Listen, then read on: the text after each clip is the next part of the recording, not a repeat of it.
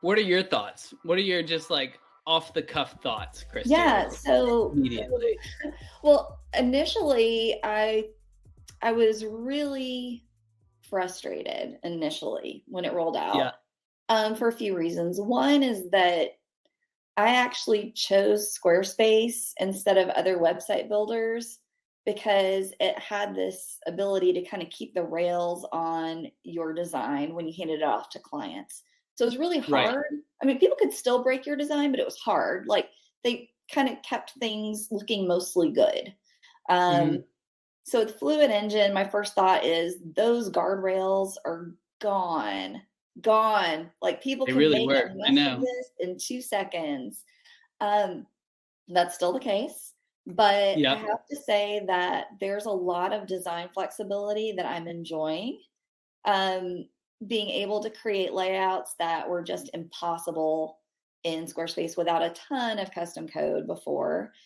And Right. I'm still like a little on the frustration bus because it's changing so quickly, and every day I log in and there's something new or it works differently, or and I find that a little unsettling and frustrating because I do live calls with clients and I don't like for them to see me struggle or deal with like Oh, I know. surprises like, Yep. oh, this is here now. This wasn't And here an hour okay. ago. Yep. Yep. So I'm gonna be I think I'm gonna like it better in a few months. So, Squarespace is this rapid iterative development company. They roll something out and then they work to improve it.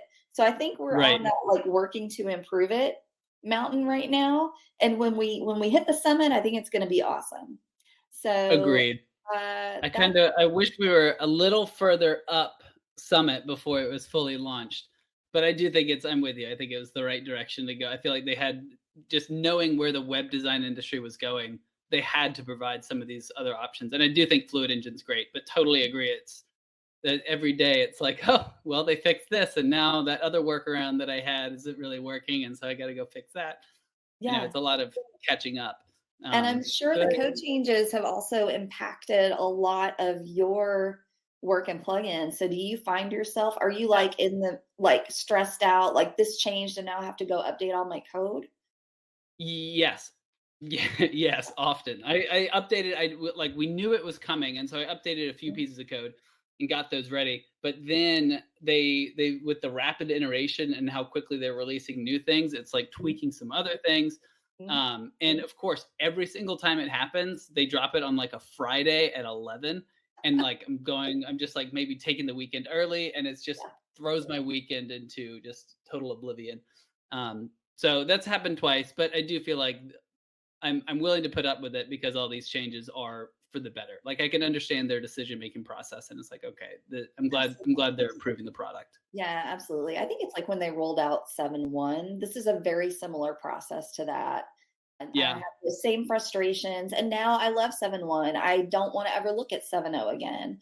So I feel like that's where right. we will be with Fluid Engine in a few months. So I think we're Agreed. all on this learning curve too. And it's a weird learning Yeah. curve because as we're learning, things are changing. And then it's like, oh, Hmm. we have to adjust. Back to what you were saying about like the guardrails with the classic editor, where you could just stack blocks, and it Mhm. was kind of a guardrails to make sure your client didn't break it. Yeah. Um, that was kind of the mental model we all worked through, and the other mental model with that was mobile looked good. Right out the gate, mobile looked good. You didn't Yeah. have to worry about it. It was awesome. And now that is like a huge rewiring of my head is to be like, okay, no, every single time have to look at mobile because it won't look good. It will, by nature, it will not look good right out of the gate. So that Yeah. is hard to rewire. I think one of the shortcuts that I've started embracing more of that honestly, as a designer, it's like I want to start from scratch and I want to work from scratch. But when I'm working in a time constraint, I've been using their preloaded layouts because those are already mobile responsive. They've already sorted all Mhm. that out. So if you're in a time crunch, that's been helpful for me to start with one of Yeah, those pre-made layouts because mobile that's a looks good there already. they're doing better with those. They're getting more and more and adding more. So I would love it if we could create our own and save it. That would Would be that be amazing? amazing. Yes. Yeah, I am glad that they're allowing like using both sections on a website. I think that's super, super helpful, especially during this transition period. I'm glad that that's still available to us. People are Right. afraid. I mean, they've seen what happens when they touch it and it breaks. So, Mhm. funny story, I have a template shop, and I sold, one of my templates to a woman who has a website for aspiring authors. She used the template, she loved it, and she wrote me and she was like, "I wanna use it for another website. Can I just duplicate it and pay you the licensing fee?" And I was like, "Totally, no problem." Yeah. Forgetting that I had toggled off Fluid Engine on the original, and that's not the case if you duplicate a template, apparently. 'Cause she did the Oh. duplication, and she wrote me this email. She was like, "So, things are acting a little different on this, and Everything where broke. I add sections, I see a grid and things look differently, and I prefer not grid." Yeah. I was like, "Yeah, I Then prefer the not yeah, grid and too." there's no way to revert. There's no way to revert back. Oh, Yeah, so no. anyway, it was Nightmare. early on, so I was able to just turn off Fluid Engine on that one for her. She'd only created Yeah. a couple of sections with it, so it was fine, but yeah, it was funny, like, "I prefer not Oof. grid."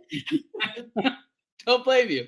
Don't blame you there. And I think that a lot of people don't notice that little blue dot on the mobile view. The clients that I've had like short calls with who are trying to figure things out, they're like, "This is a mess," and they don't realize. I think there's still a lot of education that Squarespace can do around using the product that hopefully will be coming. Um, Right. Right. I agree, and also the other thing is, like, we still have that issue with tablet mode where you get some weird spacing, mm, and Chris Schwartz Edmondson, he just put together a Chrome extension that actually helps with that. I would think, I mean, I don't know, Will, you know code. Is there a way for them to kind of take the layout kind of top, bottom, left to right that we've created and have that as the starting point for mobile? Like, would Um, it change each time when we rearrange something, and so mobile that's would change? that's the problem is the rearranging. So, like, it Mhm. could do it the first time. You build a desktop, you do it Yeah. the first time, it looks right on mobile. But if you or your client goes back in and changes one other thing, you might want it to look different on mobile. So it would be a bit presumptuous of Squarespace to put it somewhere else. And so that I think that's the reason why they're not doing it, just because they want to force the muscle memory of us to look into mobile. I thought us as web designers, we had moved past this as an industry standard, of charging for mobile view, but Squarespace is sort of forcing it back on us. Man, yeah. I mean, I think we'll Yeah. all see kind of a change in our processes and systems behind the scenes, how we're working with things, and we'll Right. figure it out. I mean, we figured it out when 7.1 came out. We'll figure it out again. We'll Um, do it. we will.